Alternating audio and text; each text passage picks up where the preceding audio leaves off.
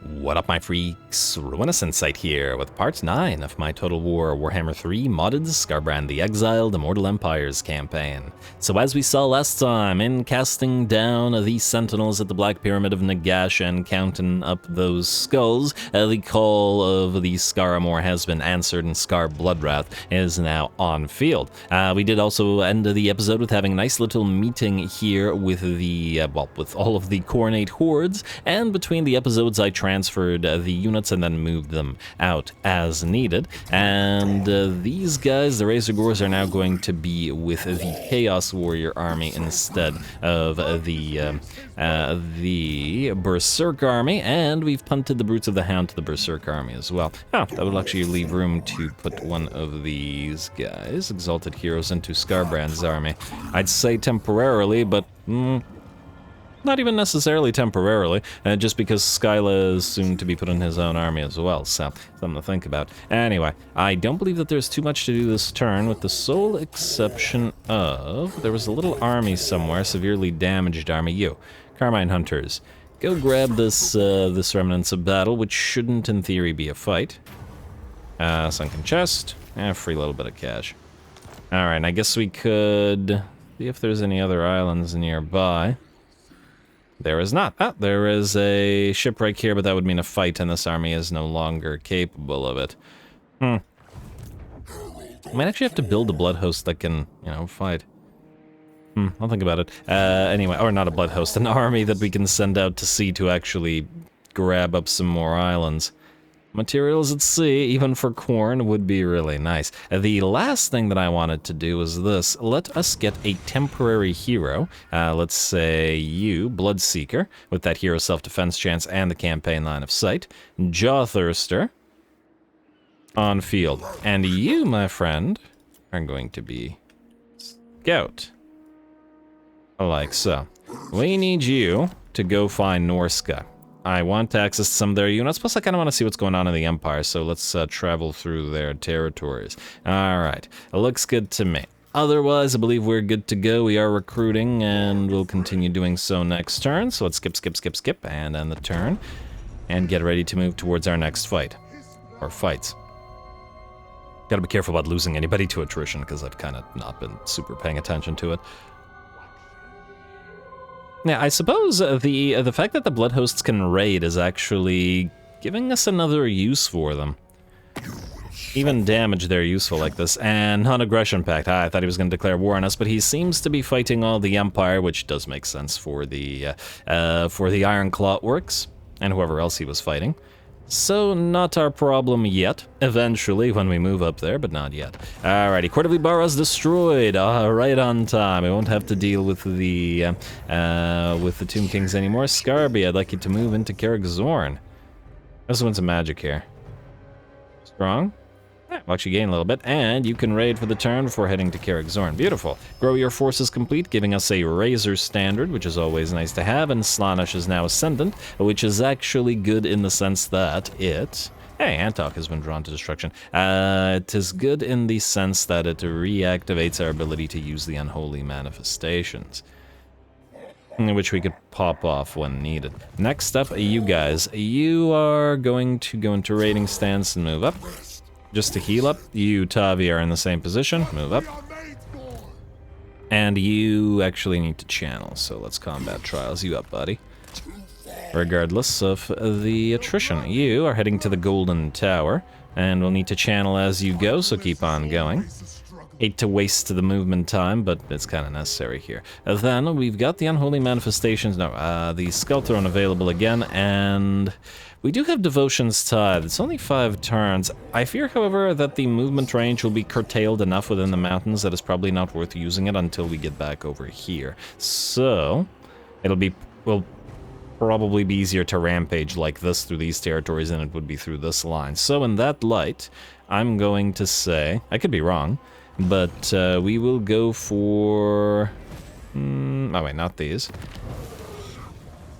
I guess Dissipation's Domain, though funnily enough we don't actually have a lot of ruins right now, do we? Just Just a plane of Tuskers. Maybe it's not worth popping that off for the one. You know what, then maybe we'll wait. I hate to not have it all on cooldown, but it is what it is. Alrighty, and I believe we are good. Yes, minus the scout, who needs to now move north, go up the river, and minus the Carmine Hunt Eaters, rather. We're going this way just to check if there's any pick-upable islands, specifically mysterious islands, shipwrecks, or anything of that nature in the sea here. But it's not looking like it, unfortunately. Right, is this still fogged up? It is. There could be one right there, potentially. Maybe we'll put back in there. Alrighty, and I believe that is once again it. We cannot spend money right now because we're actually severely negative, and we have to be careful. The Blood Beasts are still being recruited, and we still have 3 more turns of Bread and Bloodshed. We'll just try to pay attention to that. We will still need at least a couple more Blood Beasts. I actually wanted a couple more Gorby's Chariots of Khorne. We don't have a capacity for them yet, but what we could do is grab a couple of regular Chariots of Khorne and just turn them into Blood Beast Chariots once we have the capacity available. Although that should be relatively easy because we get capacities out of Jugger plants, and I intend to build those everywhere because they have the research ability. Anyway, I believe that's all we got right now, so skip, skip, skip, skip. Oh, commandment available. Probably because of Antok. Yes. Start in blood tributes for the public order. I guess we could spend the money on grabbing these. Yeah, fine. Grab, and you can probably switch to... We switch you to the Immortal building. Do we have sufficient amount of these dimensional tears? I did go for a dimensional tear, or I was going to go for a dimensional tear in the Black Pyramid. Camry has switched. Actually, probably do need another one of these. Do the pastures do anything for us? No. Huh. I figured pastures would allow us to more easily build Chaos Knights or recruit Chaos Knights and whatnot, but it doesn't look like it there. So yeah, we have 1 dimensional breach here. We have 1 dimensional breach up north in Galbaraz. And I think that's it, right? So perhaps we could do the dimensional breach at Kasabar? A little bit annoying, but I suppose, yeah, it's because we, once again, we'll need the capacities of the high-tier units from the dimensional breaches. And we're mainly using the Dark Bastions, so... Alright, Kasabar it is. Go for it. This won't bankrupt us, will it? You know, let's go next turn. I'll try to... Well, I'll remember and click that as soon as we sack Carrick Zorn.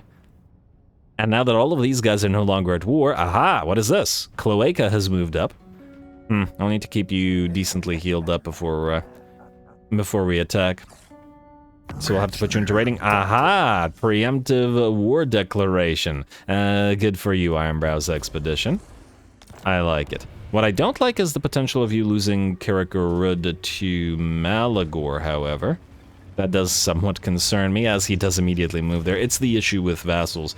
I really do wish that, like, it's so bizarre that you can't control your vassals in the sense that maybe I don't want their help for this. But anyway. You, sir. I know you'd like to channel a little bit more, but for now you're going to go back into raiding and prepare with full HP. You guys can keep raiding for the turn. Skarby, I would like you to go into regular stance and hit Carrick Zorn, which is probably poorly defended. Alright, so we will... Oh. The Lichbone Pennant was on those guys that are no longer here, right? Yeah. Alright, fair enough. That actually didn't eat up a lot of your movement range. Interesting. You will all want to leech XP, so go here. And you will have to march stance in order to do it, I think. I'm actually not entirely sure that you all can reach it, but just go. Just go. Like so, and like so. Go, go, go. Alrighty, this will be... Huh? There we go. This will be auto-resolvable.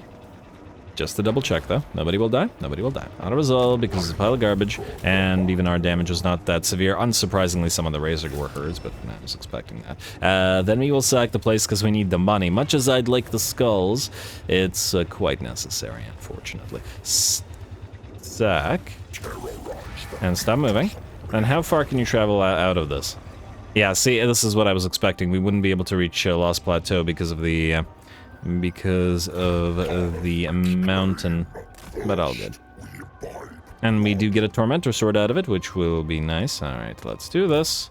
And...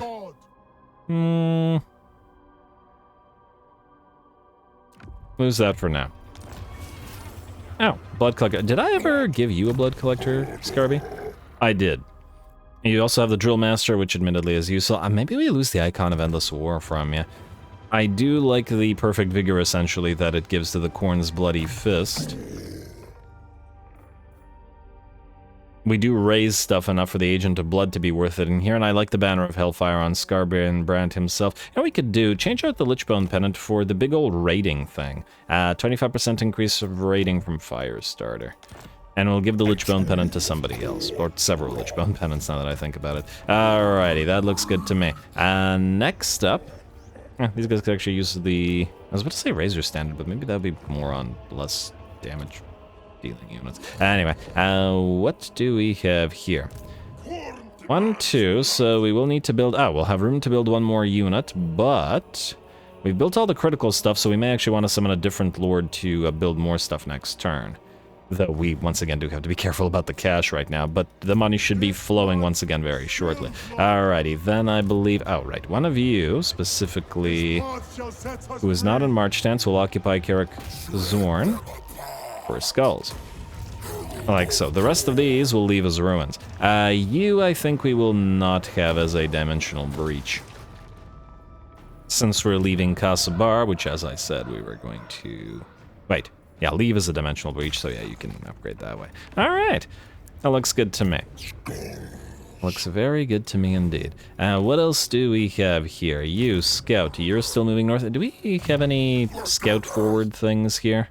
I guess we could do Specialist, which will at least allow us to potentially assassinate some jerks.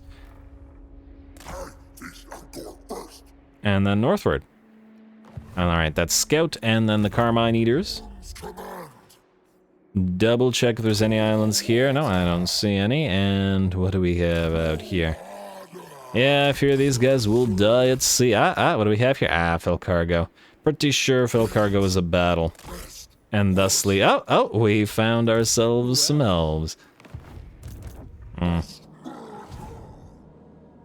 probably just gonna delete that army sooner rather than waste its time. Alright, everybody else I believe is good though. Let's skip, and end the turn. And we gotta find those dwarfen main stacks, but wherever they are, well, I'm not sure where they are, so. Alright, I think it's just between the turn that you switch to 0 rating, because I'm pretty sure you shouldn't be at 0 rating. Honestly, the 1000 rating was so little that maybe I should have... is that the old Grump Slayer? Or... I call Thorak by his trait name now, apparently. It's such a good trait. Even if it doesn't buff Skarbrand, I most likely would... You would obviously not be able to win here. I'm gonna say back off towards Malagor. I don't think he'd win against Malagor. Actually, he might, I'm not sure. This killed in the line of duty, the Skullhound's Bloodhost. What? Oh, they melted away due to attrition, but, you know, we don't really care. Alrighty, Rager. Are you at the Golden Tower? Looks like we're about to get a second war declaration up and running at the same time. Do we want to sack this place? We might actually be able to capture it if we occupy it. Could risk it. There's potential for it. Oh wow, sack value is fairly high in the Lost Plateau. Gonna have to sack it again.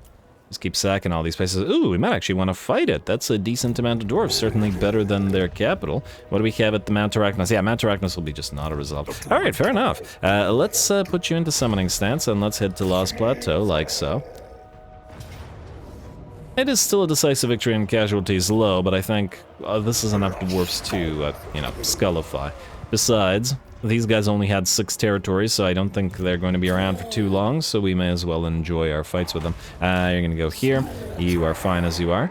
You are going to switch to a Dark Bastion. In fact, you're going to be a Wild Growing, so let's switch you to a Soul Keep right now. You guys can move in as reinforcements. In fact, wait, do we want to... I'm going to say put you into combat trials. I know it'll cause attrition, but you actually need to regain your Winds of Magic, and then you are fine, so you can regular stance. This way. Like so. And I was, in theory, going to put the Exalted hero into Skarbrand's army, partially just to leech more XP. Although the Menace might be actually served better in, actually possibly even Grawl or Eddie's army. Oh, you're already on Eddie's army. Depending. What level are you? You're level 12. You're actually fine. Ooh, actually, that does remind me. We are looking for more menaces. Aha! Yes, perfect. You start at level 5 from here. Yeah. Wait, doesn't Galbaraz increase their recruitment level? Maybe it does, but not enough. Alright, fine, fair enough. Let's get this menace level 5 on field, and you're going straight to Eddie's army. I am very glad I checked. Beautiful. Alright, Skarby. Killing time. Isn't it always? Would you look at the time? Go.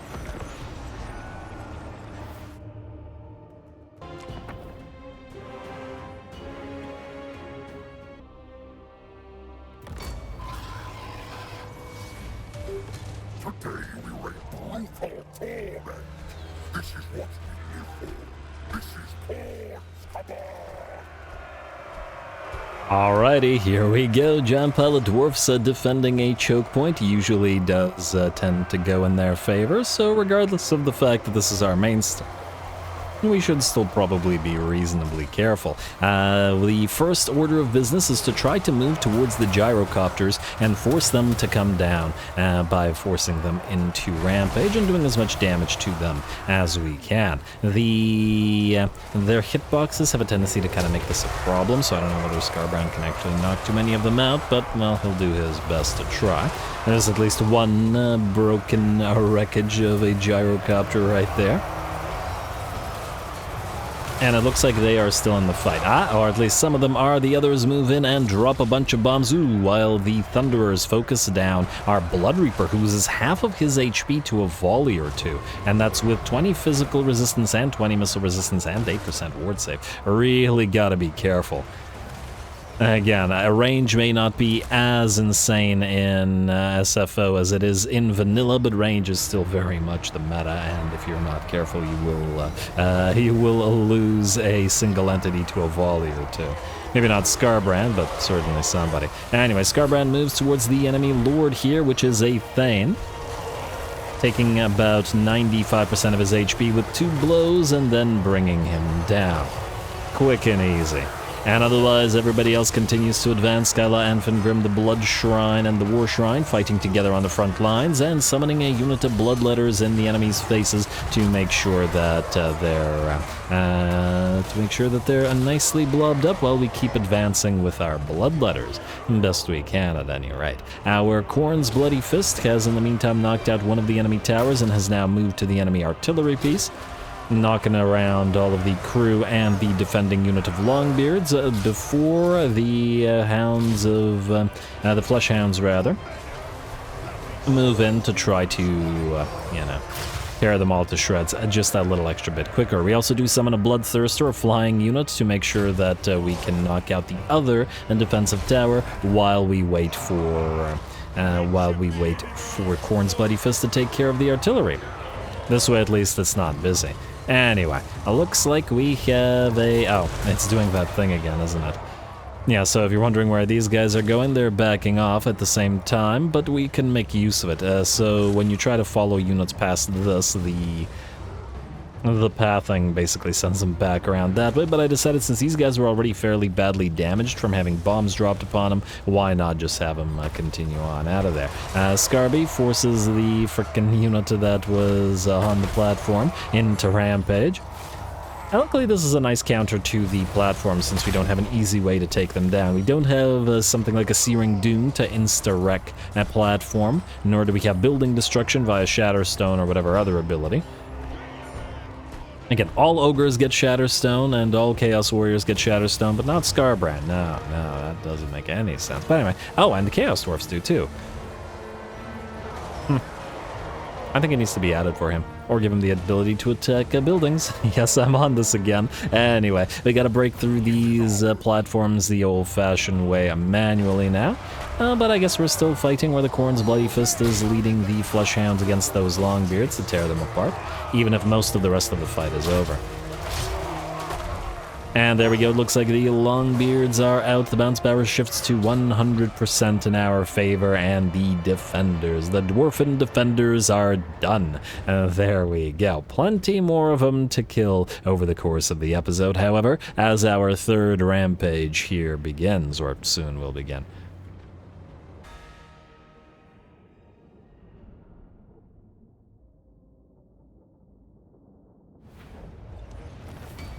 Alright, there we go, solid 5k for the actual fight, very nice, and we actually took a lot more damage than it looks like here. Most of our bloodletters were around 50% of their HP, but because of most of the damage they took having been from bomb drops from the gyrocopters, we can see the 18k damage on these guys. The damage was distributed evenly amongst the units rather than killing off models, which means that these guys just recovered to full after the battle, as the dwarfs couldn't capitalize it. I guess we have to sack it, though, then. Well, I don't see much of a choice in the matter. It's 15k, I'm not saying no to that. Alrighty, then we wouldn't be able to reach Mount Arachnos anyway, but we do, I think, still have to move forward. And we could just immediately capture it. It would be a little bit of a waste of the amount of skulls that we have, but it is what it is. I guess you can raid for a turn. Can any of you immediately move into Lost Plateau? Yeah. We could also just wait until to raise it next turn, but it wouldn't give us anything. Well, actually, we could get a blood host out of it if we really wanted to. Would that be of use to us here? But it would also be sort of stuck in the mountain pass here, just kind of annoying. Also sack value 13k. Yeah, well, either way, Skarby, I want you to move up north. I don't want to really give 5,000 skulls up for this. And, oh, your bloodletting is falling. I don't like that. I need that new rampage back up and running. Whatever revives here probably won't be strong enough for us to concern ourselves with, so you probably can occupy it next turn without too much trouble. I'd like then you to go into raiding, you to go into... you're actually fine as you are, and... Oh, you are channeling mana, but if you need to fight next turn, then maybe you should raid. And then you don't need to channel.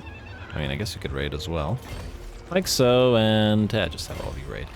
Why not? You guys all stay here rather than following immediately in Skarbrand's wake. You. One more turn of recruitment. Do we need anything else? We don't need the extra Khorne gore. In theory, we will want some of these guys, but oh. And I'm now seeing small problem here. Alright, fine. I would like, first of all, what do we have here? Corpse Collector, Banner of Unholy Victory, and straight up weapon strength as well as casualties captured for these guys. Nothing too interesting. Another Mauler, which is great, but not what we were looking for. Oh, another Seeker of Battle. Though we already do have one banked. I did, in theory, want two of these guys. I think one of these guys... Oh, they have to. I was about to say, one of these guys will need to lead the Pike and Shot army. Which is going to be a bit until it is operational, but it does have to be one of these guys because the mortal units have Malevolent Ranger. Although this, being melee and weapon strength, probably doesn't help it, though admittedly very few of the traits of Khorne would probably help in that particular case anyway, so it's probably not that big of a deal. Casualties captured post-battle, eh? I guess we could do that, it's better than nothing. Alright, fine. Do Demon Princes get Malevolent Ranger, or do they go back to the Demonic Tree? And, yeah, because I want the additional range damage that this offers. And we shall see, I suppose. Anyway, what I want you to do is to start recruiting. Since we only have one more turn of this, I want to make use of the bonus recruit ranks, meaning... You are going to... Okay, first of all, you are actually going to pick up Dominating Presence. Then we will go 1, 2, 3, 1, 1, 2, 3. All we got of those guys. And I think that's it. For the recruitment for now. We'll deliver them where they need to go, but, yeah. There's no further capacities. I mean, we could make a couple of Forsaken. Yeah, why not? We don't have any... Why not? Oh, you know what? You'll be at 19. You make one Forsaken. 5? Oh, no. Warriors of Khorne. We'll build it here. I go for Forsaken. I might cancel some of these. I just want to make sure that we get the bonus recruit ranks up and running right now and immediately. Alrighty. All that aside, what do we have in terms of... Do we want the post-battle loot? I'm still thinking that we wait for it here. We'll see what happens here. Thorak might move to Death Gorge, but he wouldn't win. I think we'll be fine. Oh, he would win if he goes to Qatar, though. That would be unfortunate. Ooh, Khemri, I noticed that you have the Cultist Outpost. That's actually a critical upgrade. And the same thing goes here, because these guys give us upkeep reduction faction-wide. In that light, Khemri needs to be upgraded to an Infernal Citadel. And to be perfectly frank, we need the Cultist Camp and to start getting more trophy racks. Never enough trophy racks, people, just like real life. Alrighty, there we go. And we should probably keep a double check on... Wait, how many... Control +1 whenever a battle's fought, deteriorating at 1 point per turn. May want this. Unfortunately, due to the climate, we'll still have negative control in most of our territories that are, well, pretty much any non-green territory. So we will need a public order building in a lot of them. Much as I'd like the additional trophy rack. You know what? Get rid of the War Amphitheater. Go for the Simmering Anger thing here. We'll go for the Simmering Anger thing here just to start. Just because we... Look, I don't mind farming rebellions, but I don't want to deal with a negative control faction-wide. It's just too much of a hassle, so we're not gonna. I'm checking all the other control now. We also have negative control here. That's probably... Or at least partially because you're in Kill for Khorne, though, which could be counteracted with the bonus public order. Something to think about as well. We need trophy racks here, and we need trophy racks here, and we need trophy racks here.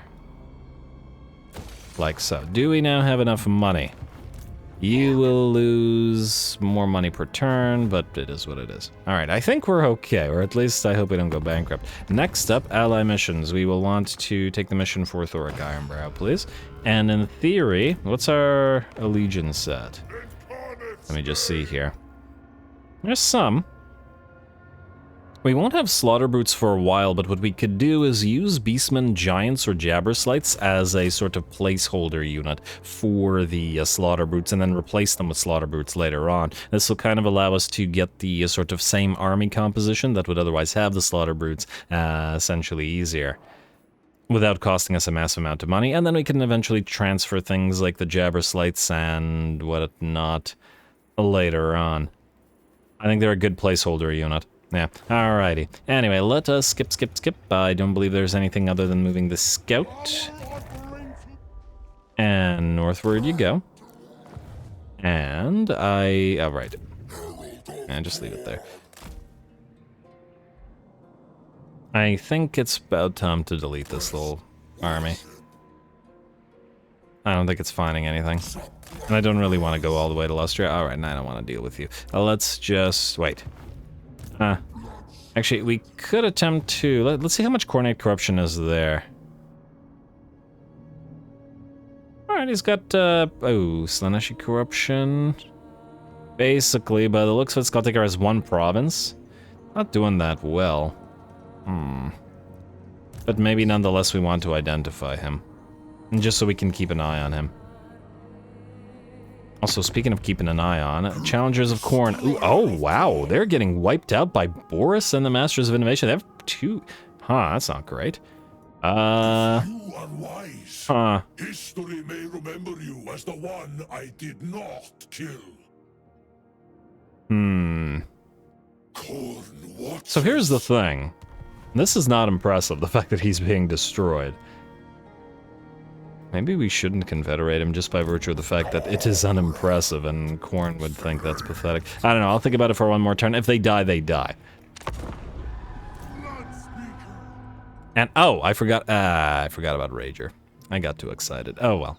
Not a big deal, and why are you shouldn't be suffering attrition to the Golden Tower. I could have raided for the turn, but oh well. We'll go to the Golden Tower next turn and fight some lizards if the garrison is sufficient. Aha! They will also preemptively-ish declare war on us. Fine by me. I mean, who else were they going to fight? Because we were just waiting for them to wipe out the Tomb Kings. Essentially, we were kept busy by the Tomb Kings, and they were kept busy by the Tomb Kings, which I do think is rather neat.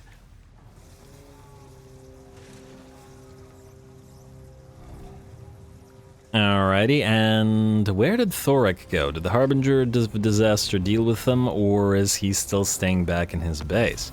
Alright, so Sword of Cain claimed by Akorek. Thorek, are you going to Agrul Migdal? Is that what you're trying to do here? Huh. Rotsword Slaughterwing. Rotsword? You go here. You, Gulgast.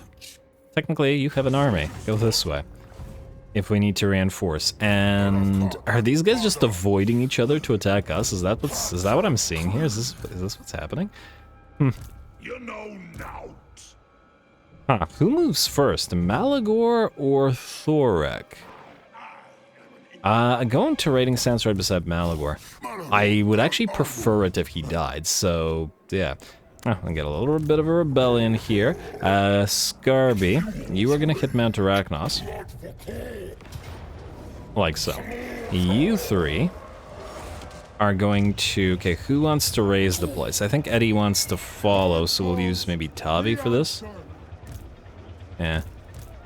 These two will get armies earlier than Tavi will, so Tavi... Okay, let's put everybody back into raiding stance. We don't want the vigor loss reduction, as it is, well, detrimental to us. We'll hit Lost Plateau, a lot of resolve, and then we will raise the place, just to recolonize it to avoid using up the skulls, like so. Then Eddie, you will march stance, I guess. What channeling stance? Won't heal much, but it is what it is. Defenses here are negligible anyway. And then you can do the same thing and go here. And if we sack this, we won't be able to capture. Okay, go figure. But here's the thing: we do want to get that exotic animal market up and running as fast as possible. So this one may actually be worth occupying after sacking it. So yeah. Anyway, we will still, however, sack it. Auto resolve. And sack. And stop moving. Long victory achieved, yeah. There we go. Turn 43. Not a very long victory, but like I've always said, I've never paid attention to the objectives, really. It's nice little extra stuff, but we make our own objectives. What's the objective for this campaign? Shut up. Smorbits, you die now.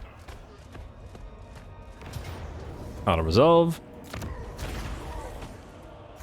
And, ooh, you've actually taken some damage here. I'm going to say go offer his tribute. There you go. Alrighty, and you can, this is all in Mount Arachnos, eh? Go after this guy. I'm willing to bet he'll run. But we've nearly reached this place, but can he run far enough is the question, and by the looks of it, he cannot. Huh. Which might mean we can actually reach Karagarud. Ooh. This good. This very good. Alright, wait. How do we do this? I think then, first of all, we will want to pop Slaughter Incarnate then, as we will keep getting the additional XP. Alright, so it's time to Slaughter Incarnate then. Like so. Then we will want to pop the post-battle loot increase, like so. Yes. Alrighty. Then, you guys are... Okay, wait, that was next turn. Alright, I think we'll have to fight this to preserve our units, because if this gives us enough movement range to move again, we'll need to be able to, well, you know, move again. If only you were still in range of Karagarud, because we would need to occupy, but I guess we could go through Mahrak and Granite Massif real quick. In theory. I wonder if Thorek would run or fight us. That's a question. A question for another time, but a question nonetheless. Anyway, yeah, we'll fight this real quick. I'm not gonna bother leveling, just for now. Decisive victory, but casualties medium. We do have to watch out for the range damage, but Skarbrand can counteract that himself fairly well, so go.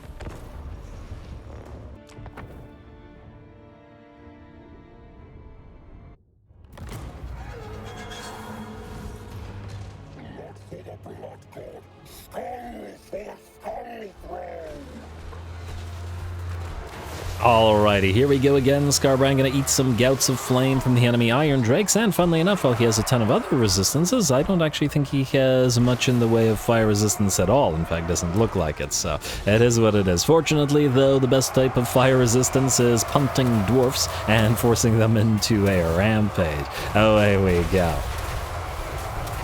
Lovely. Skarbrand makes his way into the biggest blob of enemies, not just to go after the Iron Drakes, but to go after the Guildmaster, who rapidly loses about 50%, 75% of his HP. And Skarbrand will keep those guys busy while our Bloodletters slowly advance. Again, our single entities in this army can all Vanguard deploy, therefore we get them into combat just that little extra bit faster. Obviously, if we had the Soul Grinders and Bloodthirsters that Skarbrand is known for, they would be able to close the distance a lot faster than the Bloodletter as well. But we'll eventually get them, we just need to develop enough to, well, get them on field. On the broad side, the Bloodletters and the Fleshhounds have arrived. Skarbrand's still punting dwarves everywhere he can. A bloody sort of path of dwarf punting just from him. On the right flank, or left flank actually, their left flank, the enemy has been overrun by the Fleshhounds, while the Khorne's bloody fist duels the enemy Dragon Slayer. The other choke point is now overrun by the Bloodletters, and it looks like this battle is pretty much ours. And yes, it very much could have been auto-resolved, but again, I do want to preserve the HP. Also, decent likelihood that the Bloodletters will leave Skarbrand's army by the time that this the Thorax expedition is destroyed, since we're moving all of the other units in, or the other armies in to help out, and it is past time that we split these guys off. Granted, I'd love to get some Blood Crushers for them, but I guess we could get them the Regiment of Renown, if nothing else, while we wait for the other Blood Crushers. And maybe use something else until we get them. But anyway, with that, the Dwarfen defenders once again shatter and will be cut down as they run. The nice thing about fighting the dwarfs is the likelihood of any of them escaping any battle is very, very low, at least against our demonic hordes. Maybe against the Chaos Warriors, since they're slow, but certainly not against Fleshhounds and all of those Bloodletters.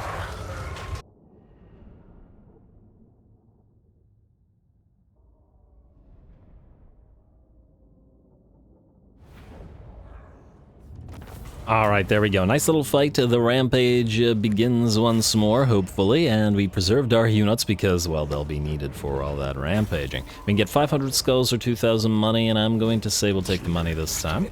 Like so. Now, how's the movement range looking? We are enough to reach the Granite Massif, just short of Karaggarud. Alright, enemy killed in battle, enemy killed in battle, Gleaming Pennant. Granite Massif as a guard hall. Alright, so it will need a fight as well. So, we're gonna send you here, Skarby. Also like so. We will, I guess, have to loop back around towards Mahrak. Huh. Although if we... Wait, how much... What's the sack value of this place? 14k. And I don't imagine Malagor can reach it immediately.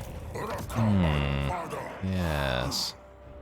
Maybe we then raise Karaggarud and then use it to bounce towards Thorek and then rush back, leaving Granite Massif. And maybe allowing us to occupy it, though again, if Malagor goes for it, that will be unfortunate. I will think about it. Let's do some stuff in the meantime. By stuff, I mean Rager. It's time to rage. Isn't it always? And let's see how we're doing out here. I don't see military presence here. I really want the defeat trait from Krokgarp on Skarby rather than Rager, but we'll see. Anyway, Rager, let's get your guys a-levelin'.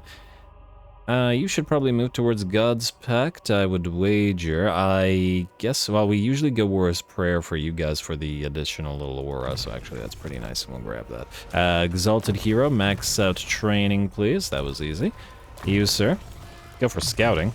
Tremendously worth it, but otherwise I think you're saving your points until you can upgrade all of your Marauder-type units. You. Max out training. And let's get, I'm gonna say, Tough as Nails. We don't have a lot in the way of fire damage units here, huh? Steamed Combatant will actually be fairly valuable in this army, or at least more valuable than in other armies, so let's put it there.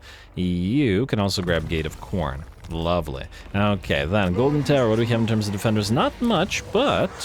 looks like we got Temple Guard. And we don't know where the other enemies are, so I think we will fight this as well. And maybe just straight up occupy it, rather than sacking it. Shame though it may be. Let's also go into summoning stance, however. Alrighty, then we'll give the Lichbone Pennant to, I guess, the Brutes of the Hound. We already have magical damage on the Skull Reapers. And the regular Bloodwake Berserkers. The Great Icon of Despair can go on you. That would also work nicely on Scar, but anyway. I think that looks good. Ooh, I gotta remember that the Bolstered Command, since it does give additional reload skill, not much admittedly, but some, should probably go into the Pike and Shot planned army as well. But anyway, let's do this.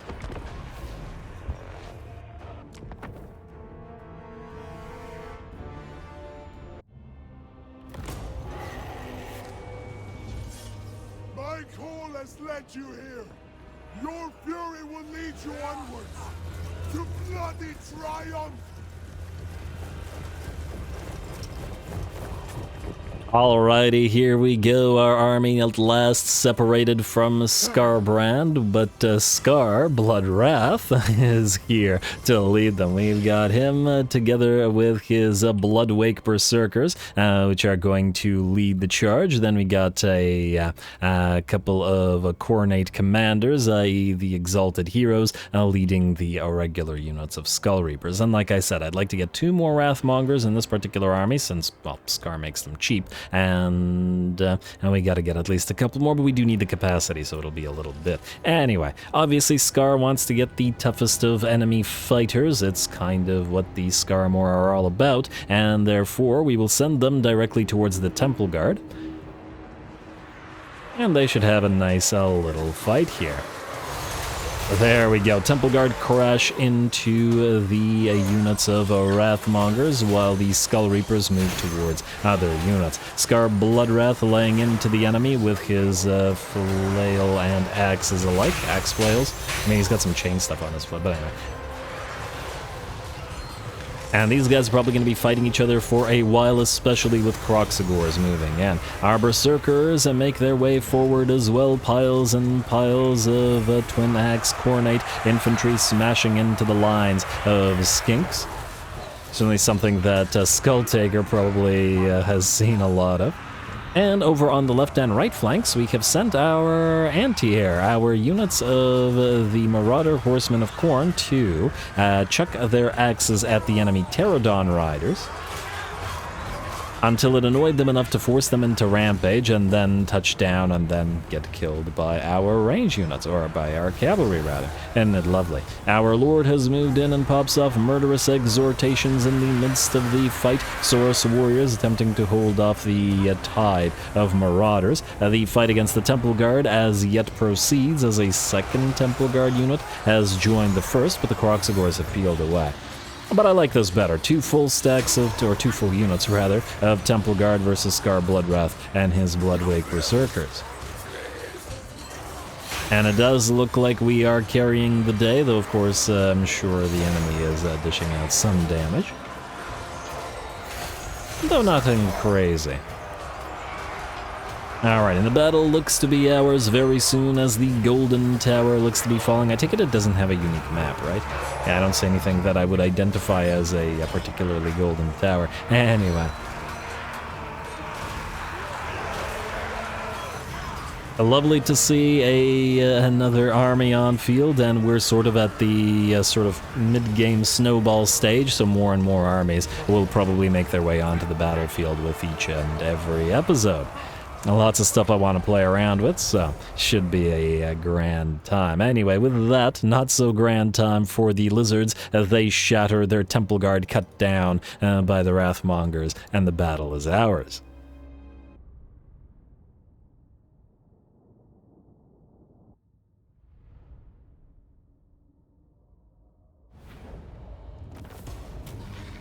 Alrighty, there we go. Little Rager all grown up and away from Skarbrand, who's an empty nester now. And looks like we did fairly well. A decent little bit of damage to some units, but not a lot of model losses. And once again, the units were able to recover. Worked nicely for us. Obviously, the Bloodwake Berserkers led the damage. Obviously, they're Wrathmongers and basically an aspiring champion unit, but killier.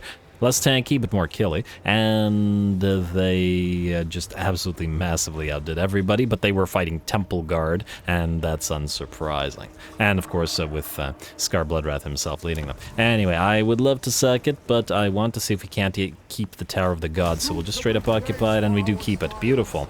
An immediate 500 money generation, which is actually a fair bit for Khorne, which doesn't usually generate a lot of cash. And we also have an armory here. Keep it, why not? Keeps us from needing to build it. Alrighty.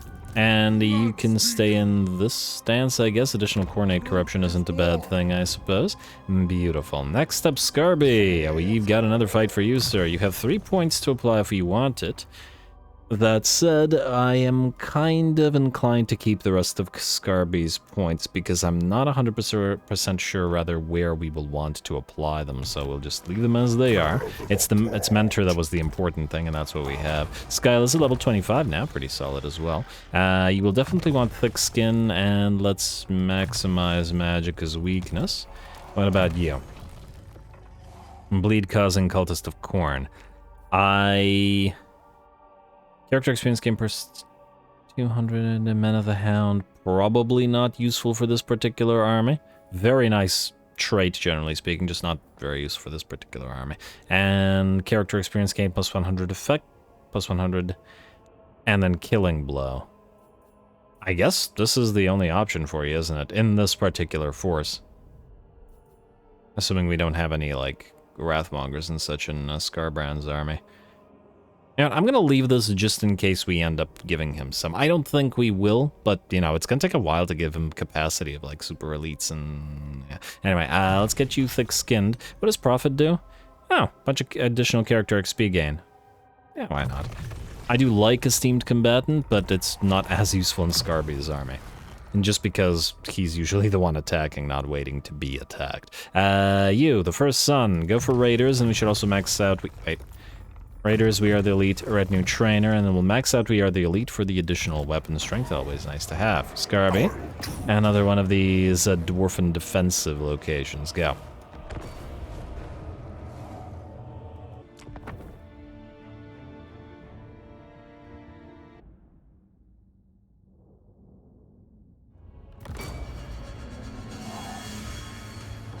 Tear them limb from limb, honor the Lord of Murder.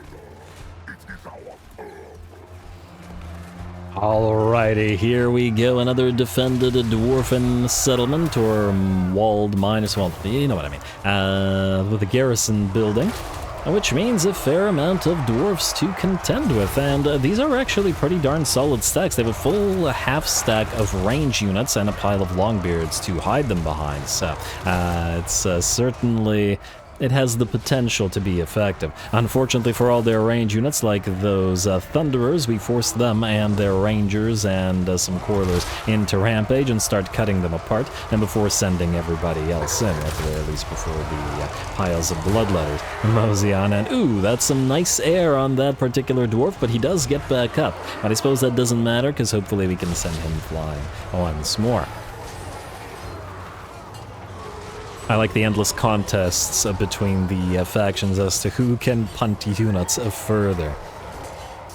Alrighty, Skarbrand is leading the main force towards where the gyrocopters are. He did manage to cut down a couple of them while they were forced into Rampage, but a couple more continue the fight. And by the looks of it, are beginning to drop bombs on our bloodletters below. Khorne's Bloody Fist has also peeled away now to move after the enemy artillery, as the Grudge Throwers have been firing away at reserve bloodletters, as I was fully expecting to sort of swap them out, and frankly, there isn't enough room in all of these choke points to send them all in at the same time. Granted, we could send them around to another location, but or another sort of entrance, whatever, into the enemy settlement.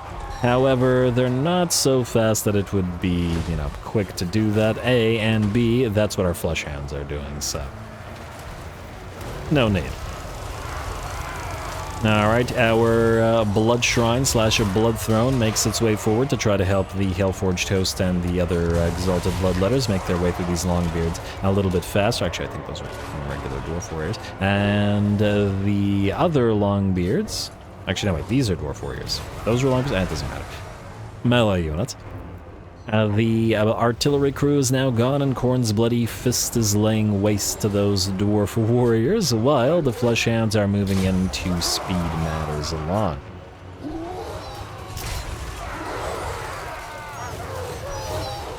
It does look like the enemy has a few range units still available to it, and a unit of quarrelers will begin firing upon the Khorne's bloody fist, which ain't so great.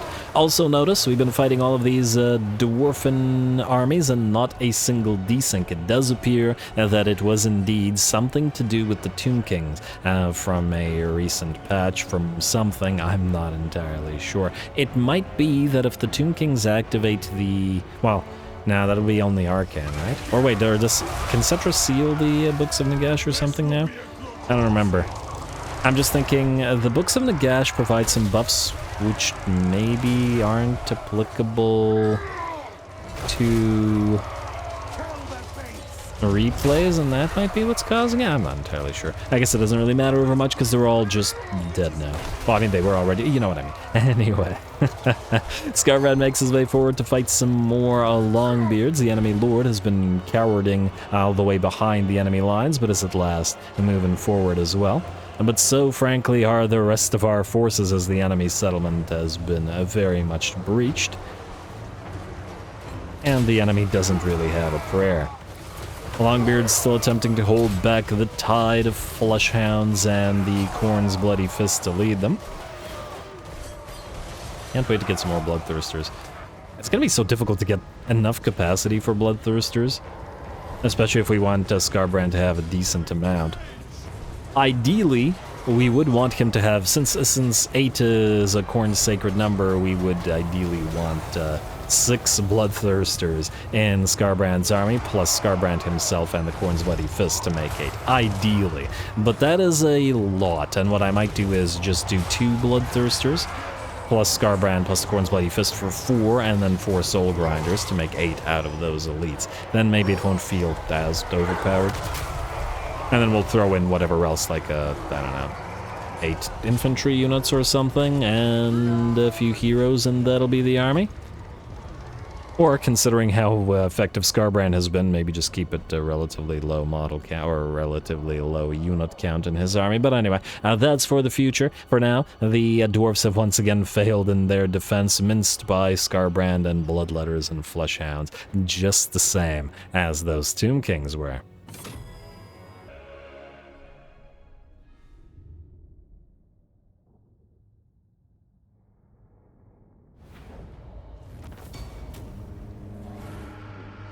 Alright, there we go. Another solid little fight against the Ironbrow's expedition, with the losses relatively minimal and Skarbrand continuing to do well. For our all-named bloodletters, it looks like other than the Hellforged Host, it's the Coneheads staying just ahead of the game. Everybody else, and for the Doggos, it's the Khorne Dogs, the classic. Anyway, decisive victory for us. I would really love to sack the place, but I fear that we get more... Well, actually... If we raise it and get a wait, if we sack it, but then we raise Khoragorud, the blood host may be able to transfer here. It's basically just wondering what Malagor will do, which is kind of the annoying thing about this. Maybe we just play it safe, much as I'd like to get the 14k, and just not sack it, which is a bit of a shame. We could not do the Blood Host and at least get some skulls out of it, though. Yeah, maybe we'll do this. Maybe we'll do skulls. Yeah, alright, do this. Sort of anti-heroes. This should give us enough movement range to get all the way to Khoragorud. Alright, so to Khoragorud we shall go. I like so. Then, this will... I guess we can't auto-resolve it, can we? Though, if we besiege it, there's a solid likelihood that Thorak moves towards us, but we can't guarantee it, which has me admittedly a little bit concerned. We do want his defeat trait. We don't want to risk losing it. Meaning maybe we attack this. It is also worth a solid amount of sack value, but this one we can't otherwise occupy, so I think we will have to raise as well. But again, we can get skulls out of it if nothing else. Alright, so that's probably what we'll do. We still have the Khorne's Glare Unholy Manifestation as well, which we can put to use, and the Eternal War Unholy Manifestation as well. Yeah. Alright, looks like we are fighting. Yeah, this one should be just small, a relatively small fight, but the siege fights are always fairly entertaining, even the small ones. So go, go, go.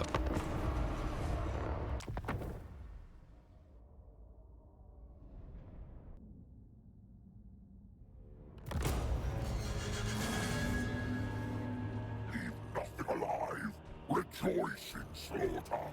Bathe in blood. Alrighty, here we go. The dwarves are hiding behind their walls, but as we've learned many a time, walls are a little barrier to Skarbrand as he can batter down the gate. And we have another thing that we can do. And the dwarves have the advantage of being very effective in choke points like this, but unfortunately, bunching up around the gate plays into Skarbrand's hands as he activates the Rage Incarnate ability, forcing them all to go into rampage while he's still outside the walls. Their rampaging forces them to open the gate and attack him, which allows him to use his animation to move into the enemy settlement before the gate is down. With the Khorne's Bloody Fist touching down and Skyla Anthengrim moving in as well, our single entities are leading the way to obliterate all of the enemies around that gate. Ugh, this frickin' banner. It keeps getting in the way of the camera. Anyway, the units that we are going to move in is just the Hellforged Host for now. They hit really, really hard. And it sounds like everybody else wouldn't get in the way around the gate anyway. Unless we can capture the gate, which we eventually would be able to with our single entities, we do want to just batter it down as well. Where the rest of our units, they're just going to wait out here for now, just out of range of the enemy towers. I'm pretty sure these towers could actually hit them if they were deployed here, so I decided to deploy them where they, would not be killed. Anyway, speaking of being killed, I believe the enemy lord has just gotten killed off by Skarbrand. I saw him there for a second, I think. Not that would have made all that much difference. The Blood Shrine, or the War Shrine and the Blood Shrine rather, still working on that gate, but it is down to half of its HP, and a decent portion of the Hellforged Host have made their way into the settlement. Besides, the gate is now starting to be captured, and soon will be ours anyway, regardless of whether it's still up. Absolutely fantastic. I mean, you have two bloodthirsters, one of them being Skarbrand, coming in through a gate. You're probably not going to be holding that gate, let's face it. Anyway, oh, would you look at that? A couple of the dwarf warriors have actually, well, this one has rallied. Good for them, I suppose. About to be not so good for them. I love that Skarbrand, when Skarbrand opens his attack with a kick, it's a big old kick, too. There we go, and that unit that has rallied has now been cut down. The other unit, or units, are still breaking and running away. Alright, in the meantime, it's time to start moving the rest of our armies towards us, though the regular non-Hellforged Host units might take long enough to get towards us that maybe we will just send the Flesh Hounds in instead. You also do have to kill off these Slayers just because they're here, may as well. Or allow them to close with another unit. While the Hellforged Host and the rest of our units move towards that artillery piece, which is protected admittedly by a unit of Longbeards, but I'm willing to bet that these guys here won't be protected for long. And the Hellforged Host plus the Blood Reaper slash Blood Throne slash War Shrine slash the Khorne's Bloody Fist have arrived. The Longbeards lose about 40% of their HP, maybe 30%, but it'll be 40% before long. while Skarbrand has moved away to go after an enemy unit of Thunderers. Had to deal with them after all.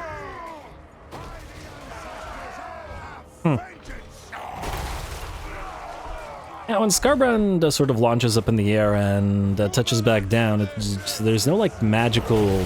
Well, magical. I mean, he is made of magic, but anyway, sort of effect around him. I'm just remembering the sort of... The same animation is used by Bale Tauruses, and they go up in the air, but then they leave a sort of burning rune on the ground. Surprised nobody leaves a Khornate rune on the ground after doing this. But anyway, Skarbrand absolutely minces that poor unit of Thunderers who stood little to no chance of doing anything to him once outside of range. Otherwise, the bounce power has shifted to about 90% in our favor, and it's just a matter of time now, cutting down the last of the Longbeards and the Slayers until the rest of the dwarfs remaining break. And you gotta admit, the Hellforged host have been doing a pretty darn decent job here. And the Flesh Hounds have made their way into the enemy settlement now. There are a few other units to sort of catch and delete, like the Slayers and whatnot. Yeah, and once again, the column formation. I think that's the bug annoys me more than any other bug. Why randomly default into column formation? At every possible opportunity. Not that it makes all that much difference as long as you're babysitting your units, but it does, once again, make you babysit your units more than you might like. Anyway, the piles of Flesh Hounds have overrun the little pile of Slayers that Skarbrand didn't even bother moving towards, and I think we can speed it along until we find another unit. Ah, there's another unit. And another unit of Longbeards, go figure. It's funny, on the one hand, the enemy failed miserably by bunching up around the gate trying to hold us back, but at the same time, they fail even more miserably by sort of being interspersed throughout the enemy's settlement, as they just get caught and cut down one by one. And granted, with only one unit of infantry here, who are up to 200 kills and 32,000 damage. Very solid work out of the Hellforged host. They're a tier 4 Bloodletter unit after all. Alrighty, and it looks like they are pretty much done. Skarbrand and his little Flesh Hounds are moving towards one of the other units of Longbeards. Frankly, I'm actually surprised and impressed that the enemy army has not yet shattered, but it is the AI and in a siege battle, so their leadership is probably pretty bonkers. Plus it's dwarfs on top of that. And it looks like the Flesh Hounds are actually blocking off Skarbrand from reaching the Longbeards, but that's alright. Might as well let the Flesh Hounds go to work and tear those poor Longbeards apart without the bloodthirster taking all the spotlight. Interesting to see how long the models are sort of remaining. And these guys are exchanging blow after blow, but we see that the Longbeards are taking quite the while to go down. Granted, we could probably speed them along a little bit faster just by cycle charging a little bit and making use of the charge bonus on the Flesh Hounds, but it's all good. They're enjoying themselves in this manner. And there is one more unit of Longbeards remaining out there. I believe these guys... Oh, there's 2 units out here as well. Alright, good for them, but they will shatter. It looks like their leadership is now dropping. Shaken Army losses the Burning Banner, or Banner of Hellfire, and damaging them further. And it looks like with that, we are done. The battle is clear, and, well, I guess we could chase them down if we really wanted to. Obviously, it's a siege battle, and they're all destroyed anyway.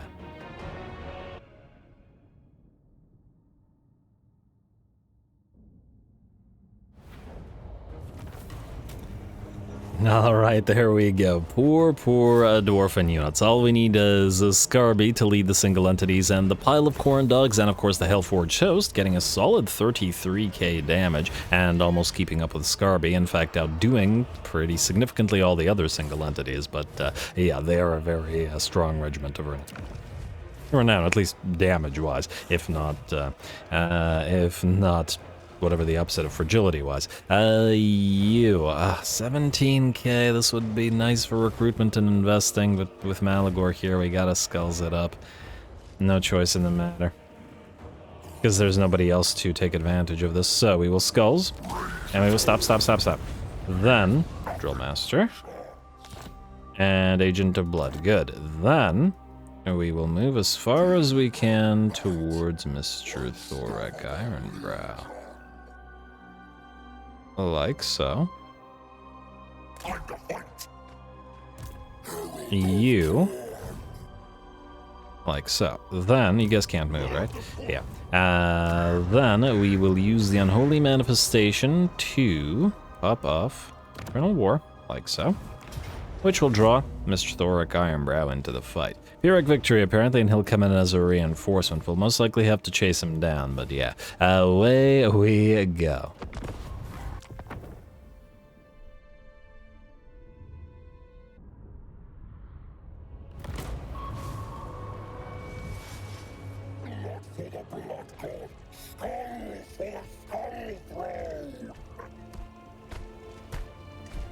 Alrighty, here we go, and this is why we save these unholy manifestations for when we need to really take the opportunity to move and to perpetuate and continue our rampages. The interesting thing, I think, that this is almost like, in theory, these guys are allied, as in the Khornates attacking us and Thorek, but at the same time, it feels like more that by getting the Khornate army to attack us, it sort of lulls the dwarfs into thinking that, oh, look, the Khornates are fighting, we may as well take the opportunity to attack now and destroy them both, this is our chance. Of course, it isn't really. Anyway, Skarbrand and the fast movers, well, Skylantfengrim and the Blood Reaper make their way towards the enemy lord, and we're gonna move in with Karanak's puppies and the other flesh hounds as well. There we go, just to send those regular bloodletters on their way faster. Thorek and his main stack are arriving on field in 20 seconds after all. And not only do we want these guys gone, but we want to actually back away from where Thorek is making his way onto the battlefield so that we can chase them down and kill them all, rather than having to fight them again. Though admittedly we would be able to recover the movement range even if we did.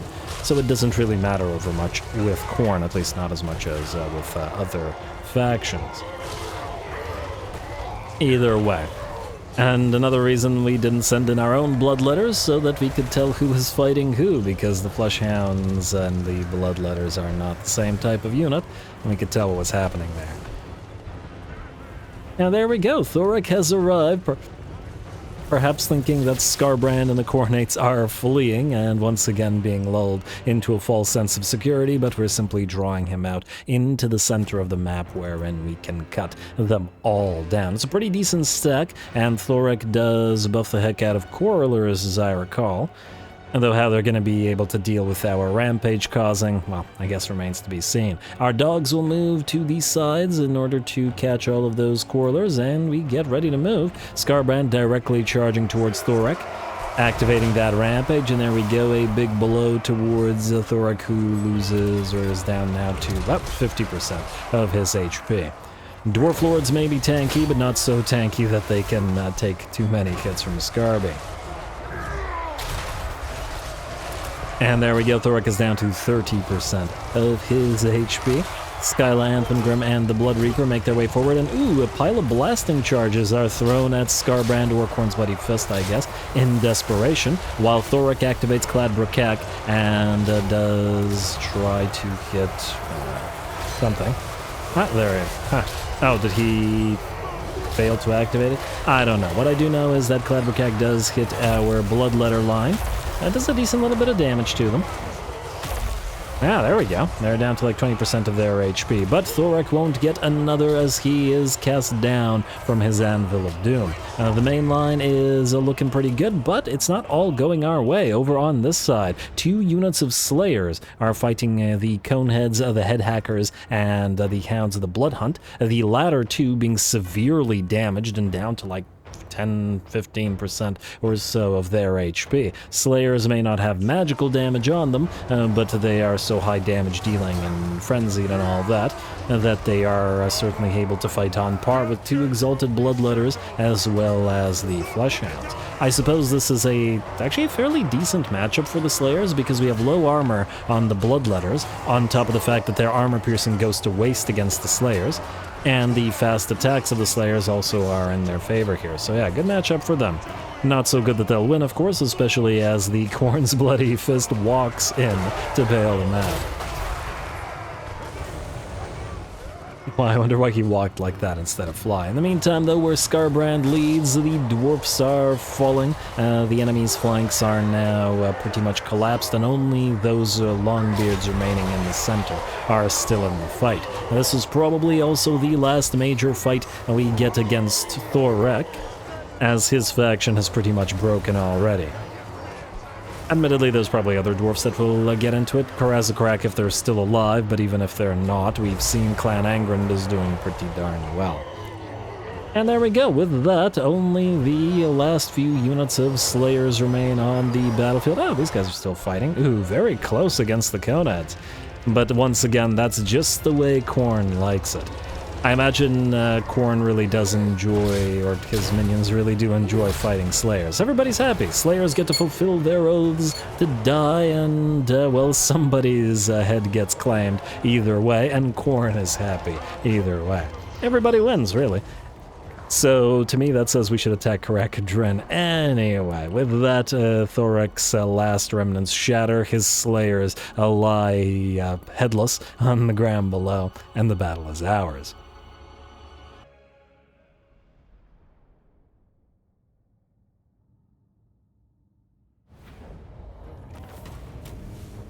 Alright, there we go. Very, very nice. And hey, our bloodletting is maxed out again. Thorek is done for, and we'll get his defeat trait. Not so useful on Skarbrand in terms of the bonus for infantry, but very useful in terms of the magic item drop chance. Here we have... we could do the 4 turns of the Uphar's Tribute, or maybe 714 skulls is pretty good for this, so I think we'll take that. For the Bloodletters at 15k damage, yep, slightly more. It is the Coneheads once again with the Blood Donors. Very, very close. Khorne's Bloody Fist doing 23k damage, very solid, and once again 24k on the Khorne Dogs, once again beating the others. Good job to the Coneheads and the Khorne Dogs. That's 2 battles. Yeah, we'll take the skulls from Reap Captives.